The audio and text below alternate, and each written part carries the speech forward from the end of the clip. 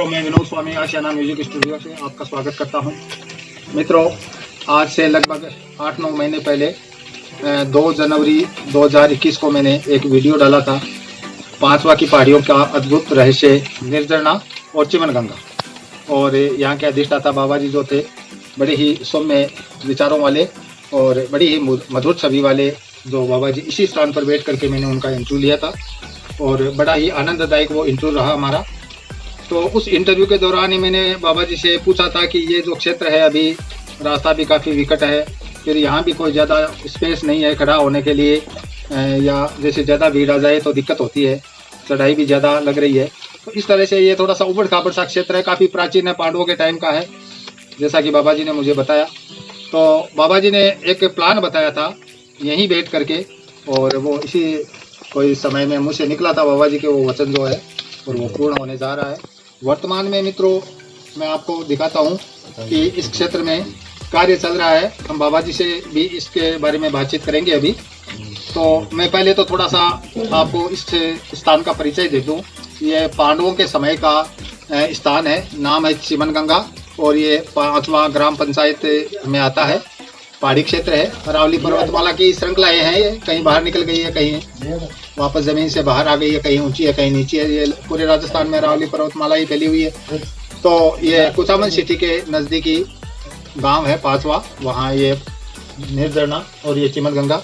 तो मैं कैमरामैन को कहूँगा कि थोड़ा सा आगे आए और मैं अपने चैनल के दर्शकों को दिखाता हूँ ये चिमनगंगा क्या है। जैसा कि आप देख रहे हैं, ये पानी से भरा हुआ कुंड है और पानी साफ है, पिया भी जा सकता है और नहाया भी जा सकता है।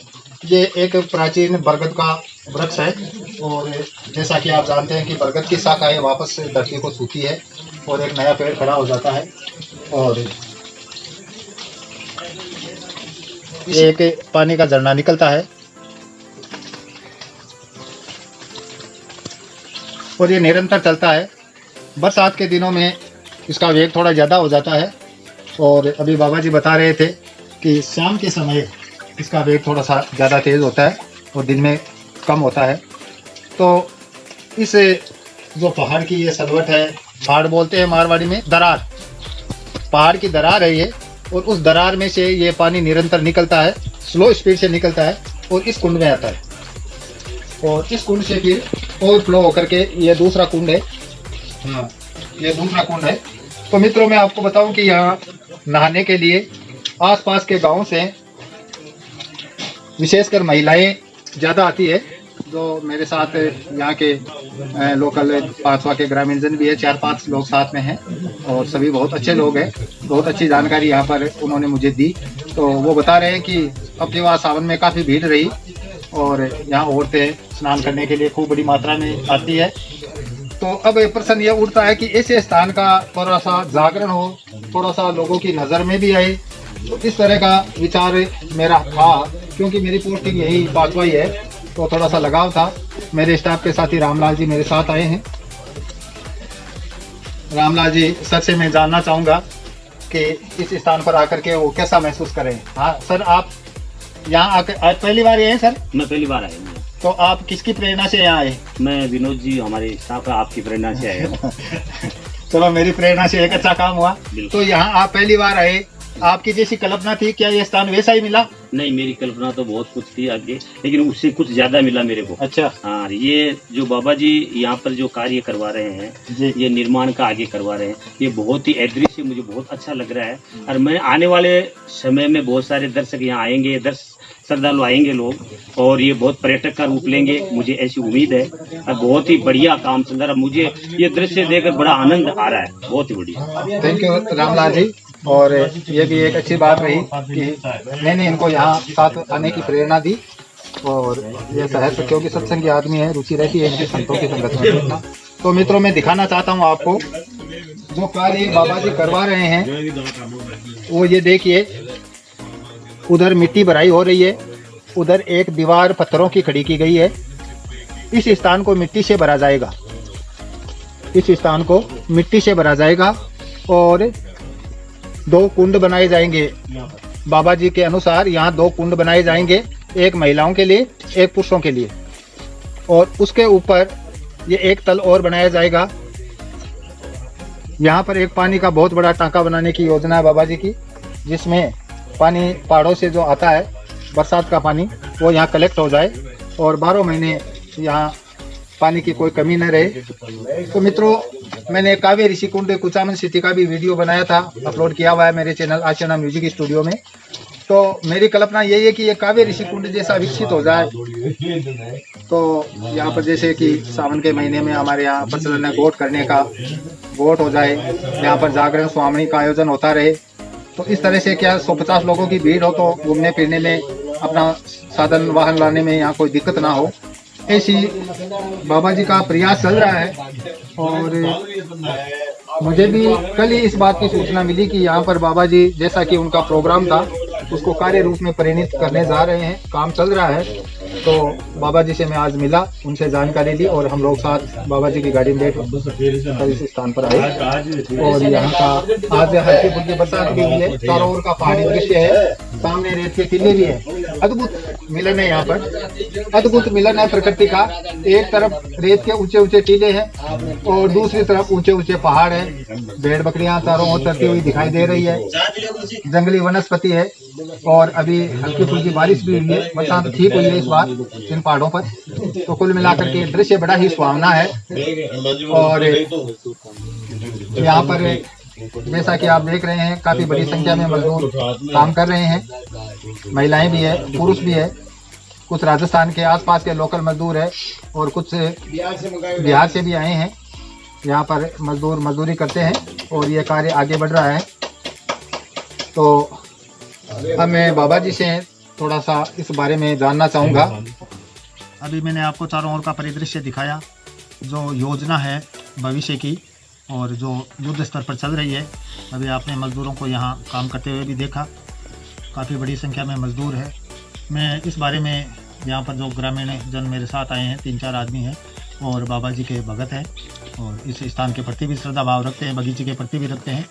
और जिसका श्रद्धा भाव होता है वो इतनी दूर आता है। तो मैं जानना चाहूँगा, आपका शुभ नाम? मैं रामेश्वर शर्मा। रामेश्वर लाल जी शर्मा, कहाँ के रहने वाले आप? शेष माँ का बास। तो शेष माँ का बास मित्रों यहाँ से 2-3 किलोमीटर आगे, 4 किलोमीटर आगे शिखर रोड पर आता है, कुकनवाली से पहले। तो वहाँ के ये निवासी है, यानी नज़दीक ही हैं, ज़्यादा दूर से नहीं आए हैं। तो यहाँ आप कितने सालों से आ रहे हैं? बहुत सालों से आ रहे हैं साहब। अच्छा, तो 50 साल।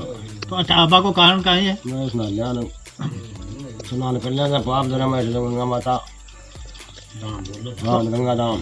तो आप बता सको आज चिमन गंगा प्रकट किया हुई को कहीं इतिहास है? इतिहास तो वो है भगवान के कोरो पढ़ने गए जरा बतावे। अच्छा, सुनिए बाबू जी। हाँ हाँ सही है, कौरव पांडव गया चराई थे, मैं सुना। हाँ तो भी टाइम की है गंगा। हाँ मामा यार।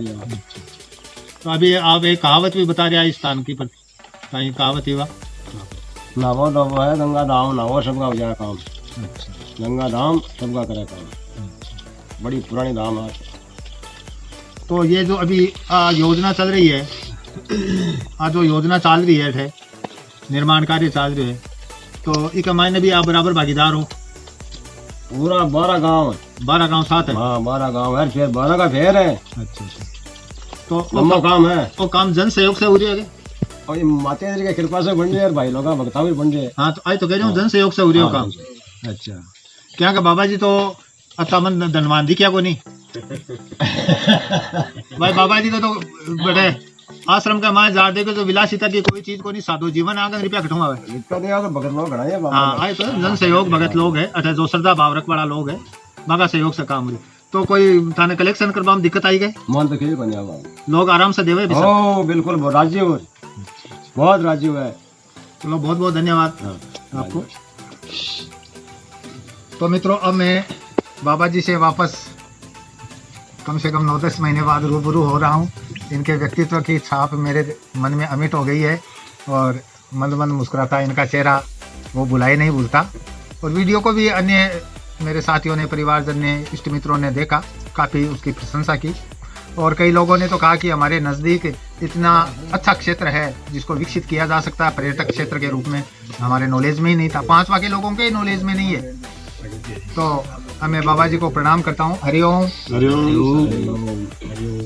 तो बाबा जी आज फिर मैं आपके दर्शन करने के लिए आ गया हूँ। बहुत तगड़ा भाग्य साहब। हाँ, वही स्थान है। हाँ, वही स्थान आज से 8-9 महीने पहले मिले अपन। हाँ, और वो वीडियो काफी अच्छा चला, काफी लोगों ने सराहा उसको।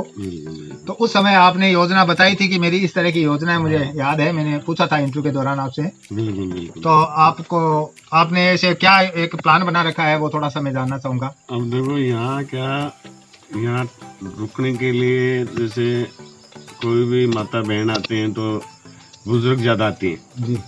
क्या गंगा स्नान वगैरह के लिए बुजुर्ग महिलाएं माता बहनें बहुत ज्यादा आती हैं। जी। तो यहाँ रास्ते की प्रॉब्लम, फिर ये पहाड़ ढहा हुआ है तो इसको है ना वहाँ खड़े होने की सारी समस्या थी जी। तो अब गुरुदेवों की कृपा से कोई आदेश हुआ है तो इसको एक बार बांध के और मिट्टी से भर के यहाँ 2-3 कुंड और बना दें। अच्छा, तो उनको सबको सुविधा हो जाए। तो ये कुंड में पानी यहाँ ऊपर से ही जाएगा? हाँ, गंगा से जाएगा वो पानी। अच्छा, वो नीचे चला उसी से कनेक्शन कर देंगे जी। और ये रास्ता बन जाएगा तो आने जाने में भी ठीक रहेगा। यहाँ कुछ जगह हो जाएगी तो 100-200 आदमी खड़े होने के लिए भी पहले जगह नहीं थी जी। अब धीरे धीरे हम प्रयास कर रहे हैं कि यहाँ कुछ जगह निकल जाए और पेड़ पौधे लग जाए, अच्छी चमनगंगा वापस समन हो जाए।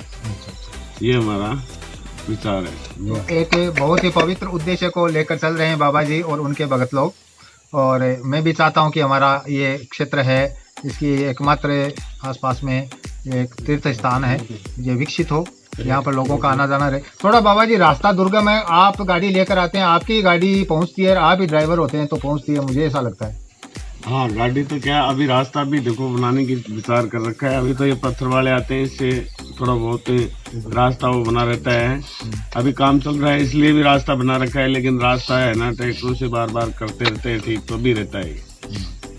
आम गाड़ी आने के लिए भी हम रास्ता बनाने का विचार कर रखा है, तो गुरुदेव की कृपा से वो भी पूरा होगा। वो आपके प्लान में है आगे? हाँ। तो अब मैं चाहता हूं कि आप अपने भक्तों से या गांव के लोगों से, पांचवा के लोगों से या पांचवा क्षेत्र के आसपास के लोगों से, जहां तक ये वीडियो मेरा पहुंचेगा, उनसे क्या अपील करना चाहेंगे, क्या उनको आदेश देना चाहेंगे कि वो किस तरह का आपको सहयोग करे ताकि ये स्थान पूर्ण विकसित जैसा कि आपने सोच रखा है वैसा हो जाए? तो इनसे तो हमारा तो यही निवेदन है, सबसे पहले तो अपना समय दें जी, और समय दे के और यहाँ तक पहुँचे। यहाँ पहुँच के कार्य को पहले देखें, इसमें कोई कमी हो और हो तो अपनी राय दे जी। दूसरी बात, फिर परमात्मा को जब किसी से दान पुण्य जो भी करवाना होता है तो उसके अंतःकरण में बैठ के करवा लेता है जी। जब यहाँ आएंगे लोग देखेंगे कार्य को तो सबको मन में भी होगा कि हाँ साहब ये काम हो रहा है, इसमें अपना सहयोग हो तो बहुत बढ़िया, ये तो पुण्य का काम है जी। यही कहना चाहता हूँ।